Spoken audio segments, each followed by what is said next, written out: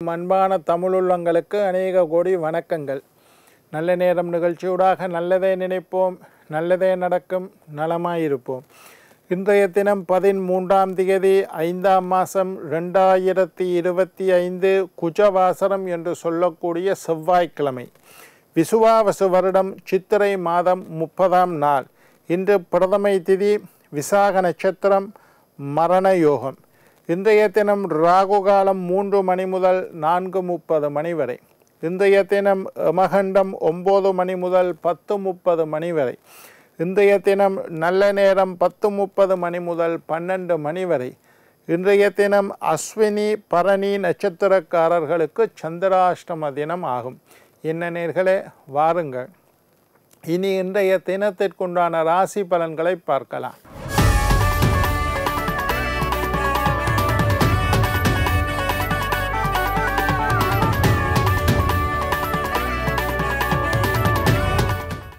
மேஷம் விருத்தி, ரிஷபம் நட்பு, மிதுனம் வெற்றி, கடகம் கவலை, சிம்மம் அமைதி, கன்னி விருப்பம், துலாம் நன்மை, விருச்சிகம் வரவு, தனுசு கோபம், மகரம் லாபம், கும்பம் அமைதி, மீனம் நலம்.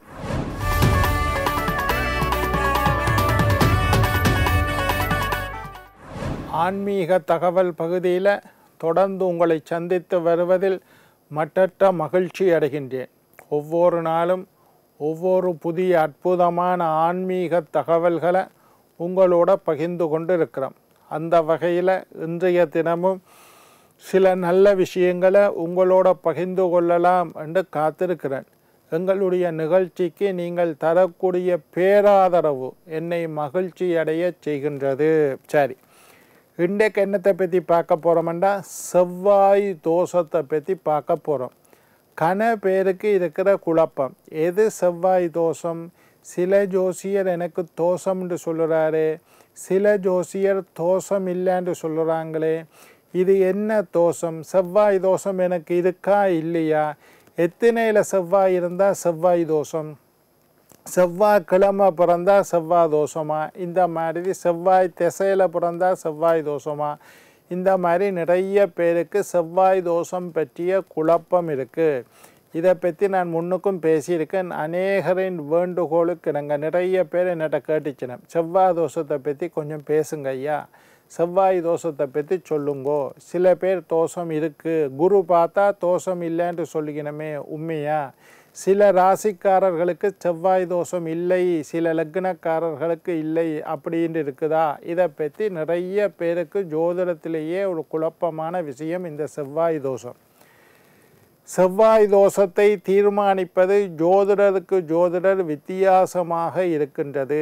சரி, இந்த செவ்வாய் தோஷம் உடையவர்களுடைய குணம் வேறுபட்டு இருக்கும், செவ்வாய் தோஷம் இல்லாதவர்களுடைய குணம் வேறுபட்டு இருக்கும். குணம் என்றதை விட அவர்களுடைய செயல்பாடு, செவ்வாய் தோஷம் உள்ளவர்களுடைய செயல்பாடு வித்தியாசமாக இருக்கும், செவ்வாய் தோஷம் இல்லாதவர்களுடைய செயல்பாடு வித்தியாசமாக இருக்கும். இந்த கல்யாணத்துக்குண்டு ஜாதகத்தை தூக்கக்குள்ளதான் இந்த செவ்வாய் தோஷ பிரச்சனை வாரது இயல்பு. கல்யாணத்துக்கு திருமணம் பார்க்க போகிறேன், என்னுடைய பெண்ணுக்கு திருமணம் பார்க்க போகிறேன்னு ஜோசியர்கிட்ட போயக்குள்ள தான் இந்த செவ்வாய் தோஷம். பொண்ணுக்கு செவ்வாய் தோஷம் இருந்தால் மாப்பிள்ளைக்கும் செவ்வாய் தோஷம் இருக்க வேண்டும்.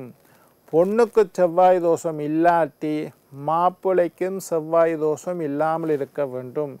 கிரக பாவம்ன்ற ஒரு கணக்கு. இந்த செவ்வாய் தோஷத்துக்கு ஒரு பெர்சன்டேஜ் இருக்குது.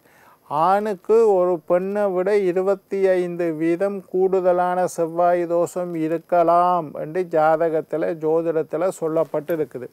ஆனாலும் ஆணுக்கு செவ்வாய் தோஷம் இருந்தால் பெண்ணுக்கு இருந்தால் ஆணுக்கும் இருக்கணும். இவைகளுக்கு பரிகார செவ்வாய் என்றால் அவருக்கும் பரிகார செவ்வாயாக இருக்கணும்.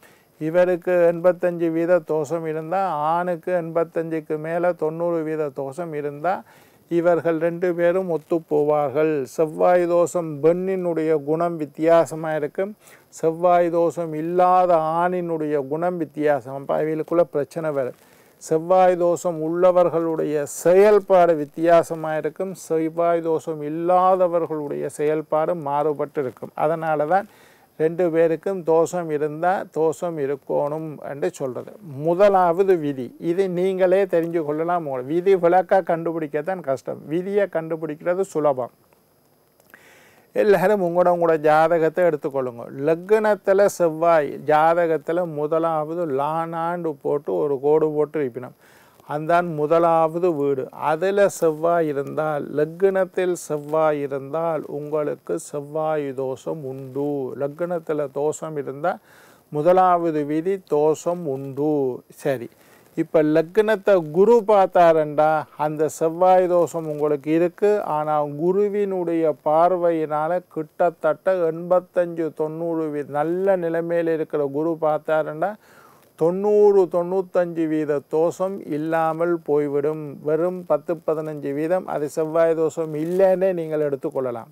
அது மாதிரி விதிவிட எங்கே செவ்வாய் இருந்தாலும் செவ்வாயை குரு பார்த்தாராக இருந்தால் குருவினுடைய பார்வையினால் நிறைய செவ்வாய் தோஷம் இல்லாமல் போய்விடும். சரி, முதல்ல செவ்வாய் தோஷத்தை பற்றி பார்க்குறேன். லக்னத்தில் செவ்வாய் இருக்கா, உங்களுக்கு செவ்வாய் தோஷம் உண்டு. 2வது வீட்டில் செவ்வாய் இருக்கா, உங்களுக்கு செவ்வாய் தோஷம் உண்டு. 4வது வீட்டில் செவ்வாய் இருக்கா, உங்களுக்கு செவ்வாய் தோஷம் உண்டு. 7வது வீட்டில் செவ்வாய் இருக்கா, உங்களுக்கு செவ்வாய் தோஷம் உண்டு. 8வது வீட்டில் செவ்வாய் இருக்கா, உங்களுக்கு செவ்வாய் தோஷம். பெண்களாக இருந்தால் மாங்கல்ய செவ்வாய் தோஷத்தினால மாங்கல்ய தோஷம். 7ல் செவ்வாய் இருந்தால் செவ்வாய் தோஷத்தினால கலத்திர தோஷம். 12ல் செவ்வாய் இருக்கா, செவ்வாய் தோஷம் உண்டு. இது முதலாவது விதி.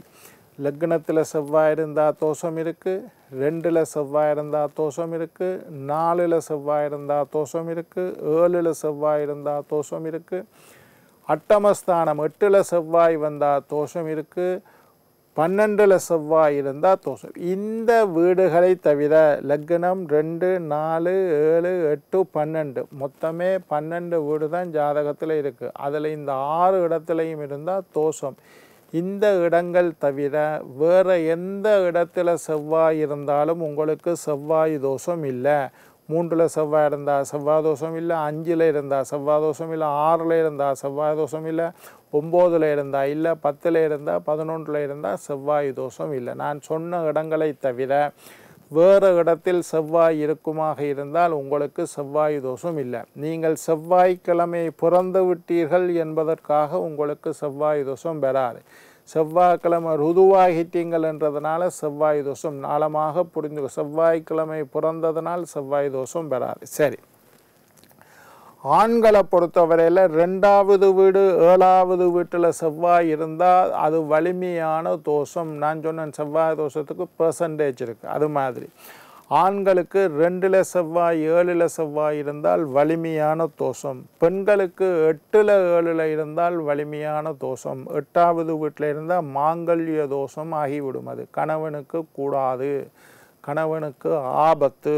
அதனால் 8ல் பொம்பளைகளுக்கு செவ்வாய் இருந்தால் மாப்பிள்ளை மேல் கொஞ்சம் யோசிப்பினோம் இதை சரியான்னு. சரி, இப்போ செவ்வாய் தோஷம் இருந்தாலும் செவ்வாய் தன்னுடைய சொந்த வீட்டில் இருந்தால் ஆட்சி என்று பேர். அப்படி செவ்வாய் சொந்த வீட்டில் இருந்து ஆட்சியாகினால் செவ்வாய் தோஷம் இல்லை. மேசம் விருச்சிகம் செவ்வாய்க்கு சொந்த வீடு, அங்கே இருந்தால் தோஷம் இல்லை. செவ்வாய் உச்சமடைந்தால் தோஷம் இல்லை. செவ்வாய் தன்னுடைய உச்ச வீட்டில் இருந்தால், உங்களுக்கு 2ல் செவ்வாய் இருக்குது ஆனால் செவ்வாய் உச்சம், தோஷம் இல்லை. 2ல் செவ்வாய் இருந்தால் செவ்வாய் தோஷம் கடுமையான தோஷம் ஐயா சொல்கிறார். ஆனால் செவ்வாய் தன்னுடைய சொந்த வீட்டில் இருந்தால் இதெல்லாம் விதி விலக்கு, தோஷம் இல்லை. அப்போ செவ்வாய் ஆட்சி அடைந்தால், உச்சமடைந்தால், நீசமடைந்தாலும் தோஷம் இல்லை. செவ்வாய் தோஷம் இருந்து ஒரு அங்கால எழுதியிருப்பினோம் ஒவ்வொரு கிரகம் ஆட்சி, உச்சம், நீசம், நட்பு, சமன், பகை எல்லாம். இதில் செவ்வாய் ஆட்சி அடைந்தாலோ உச்சமடைந்தாலோ நீசமடைந்தாலோ செவ்வாய் தோஷம் இருந்தாலும் அதை செவ்வாய் தோஷம்னு பெருசாக பயப்பட தேவையில்லை. அது செவ்வாய் தோஷம் இல்லாத ஜாதகத்துக்கு சமன், தோஷம் இல்லை. செவ்வாயை குரு பார்த்தால் எங்கே செவ்வாய் இருந்தாலும் 2ல் லக்னத்தில் செவ்வாய் இருந்து குரு பார்த்தாலும் தோஷம் இல்லை. 2ல் செவ்வாய் இருந்து குரு பார்த்தாலும் தோஷம் இல்லை. 7ல் செவ்வாய் இருந்து குரு பார்த்தாலும் சோத்தம் இல்லை. 8ல் செவ்வாய் இருந்து குரு பார்த்தாலும் தோஷம் இல்லை.